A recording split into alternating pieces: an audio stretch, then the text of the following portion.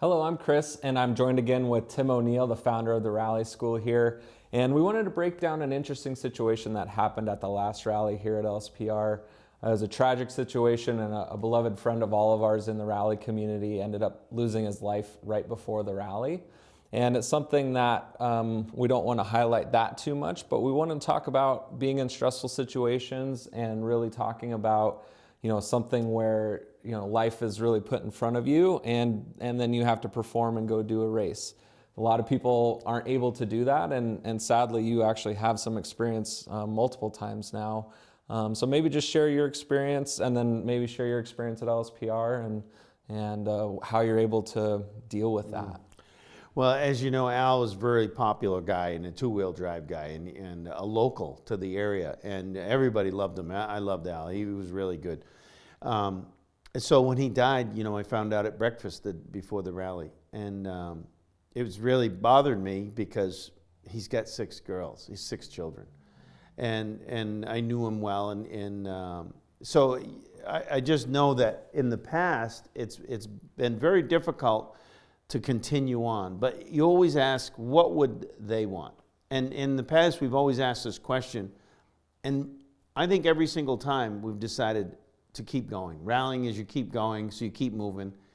Sort of like the military and combat, I'm sure that... I could only imagine Al would never want anyone to stop rallying, right? Especially on his behalf. Right, exactly. Press on regardless. Right. So I feel like you're going to do it. Now, the problem is emotionally. Most of us are human enough to be affected emotionally by this death, and how you're going to proceed. Well, you're standing around thinking about it. It's crushing.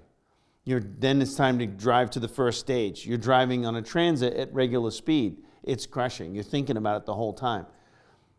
Then it's like, okay, you get to the first stage, the first control.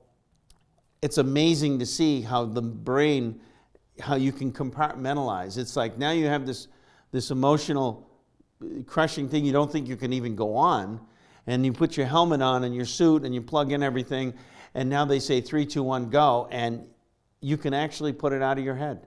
And I was saying earlier that I almost thought it made me concentrate better, because I was so worried about not being able to concentrate that I overcompensated maybe, and in the past, I actually drove well.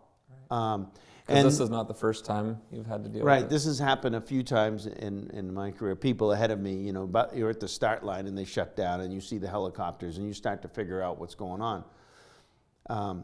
But once you get done with the stage and you take off your helmet and you roll your window down and whatnot, it's back. You're back to thinking about Al and his 6 kids. You're crushed again. It's like, what, careful at the stop here, turn left. You can't even hardly drive.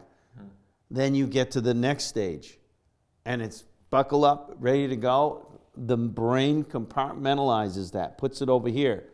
Al and his 6 girls are going to have to wait till I'm done with this. So people in the past, I know at one point, they were criticizing people for continuing on. In his honor, you should stop. It's like 99% of the people that I talked to said, no, you should continue on.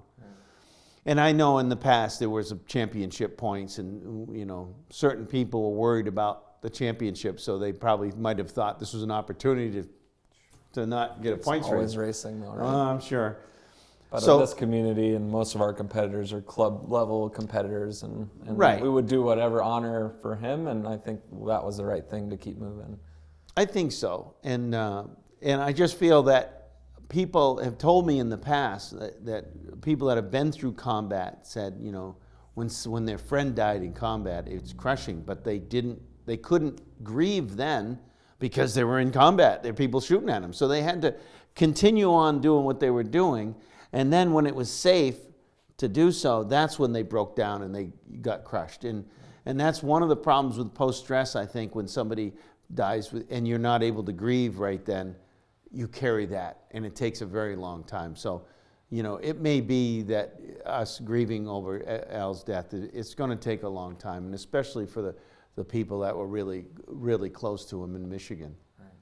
Yeah, I got to really spend time with him in Ohio, and we were on the last stage, and he's a little bit behind me, and he's, you know, really competitive. He's coming to get me, and then that stage got red crossed, and we got to share the podium. I was in second, and he was in third, and he went from hardcore competitor to just like uber friend, and I really never met him, and like you just felt amazingly close to him in such a short amount of time, and that was the one thing for me. It was crushing why I wasn't able to be there at LSPR with everyone, and so, you know, it is something that we appreciate the community, and it's something that, you know, I think he would have asked to press on regardless, and it is an amazing thing that happened, and we hope the best for him and his family. And we're gonna link. He's got a GoFundMe account for his family and ways to donate. So we're gonna link that in the video notes here, and please, if you can, share and support, and we will as well. So thank you, everyone, and we look forward to talking to you again soon.